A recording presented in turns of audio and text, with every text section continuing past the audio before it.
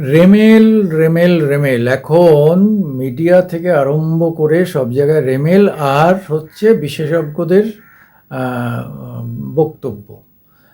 কিন্তু বিশেষজ্ঞদের বক্তব্য দিয়ে তো আর কিছু ঠেকানো যাবে না, যা হবার তা হবে, ঘটবে। এখন আসল দায়িত্ব হচ্ছে গ্রাম পঞ্চায়েতগুলোর, সুন্দরবন এলাকার আম, গ্রাম পঞ্চায়েতগুলোকে প্রচুর দায়িত্ব নিতে হবে। তারাই একমাত্র নর্থ 24 পরগনা, সাউথ 24 পরগনার যে পঞ্চায়েতগুলো আছে তাদের মূল দায়িত্বটা নিতে হবে। এবং সুন্দরবন এলাকার যারা সেই গোসাবা, বাসন্তী, কুমিরমারি, এদিকে ঝড়খালি, ওদিকে পাথর প্রতিমা, নামখানা, এই সব এলাকাতে কাকদ্বীপ, এদের দায়িত্ব নিতে হবে, এদের সজাগ থাকতে হবে। এবং এরাও খাটছেন দিনরাত ধরে, ড্রাই ফ্রুট সব জমা করছেন, মেডিসিন জমা করছেন এবং মানুষকে জানান দিচ্ছেন যে বিশেষত ভয় হচ্ছে যারা মৎস্যজীবী তারা সমুদ্রে যেন আটকে না পড়ে, তারা যেন সমুদ্র থেকে খালের মধ্যে চলে আসতে পারে বা গ্রামে চলে আসতে পারে। সেই জন্যে সেখানেও খুব ঢেরা পেটানো হচ্ছে। এবং সাংবাদিকরাও খুব রিস্ক নিয়ে আমাদের ভাই বোনেরা বিভিন্ন জায়গায়, সেই কোথায় কাকদ্বীপ, কোথায় সাগর পাড়ে, কোথায় না যে তারা কোথায় সন্দেশখালী, সব জায়গায় গিয়ে গিয়ে তারা রিপোর্ট করছে। এবং কেউ জলে ভিজে, কেউ ছাতা মাথায় দিয়ে, কেউ বর্ষাতেই গায়ে জড়িয়ে। এবং মানে ভয়ঙ্কর ঝড় আসলে তারা কোথায় থাকবে, তাদেরও কিন্তু থাকার জায়গা নেই। তবুও তারা জীবনের ঝুঁকি নিয়ে এই যে সাংবাদিকতা করছে, এই সাংবাদিকতাকেও স্যালুট জানাতে হয়।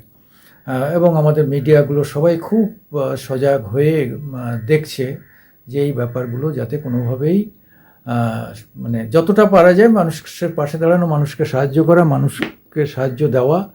যে যেটা হবে তো হবেই, কিন্তু আমরা তো প্রকৃতিকে আটকে রাখতে পারবো না, আমাদের সেরকম কোনো ব্যারিয়ার নেই।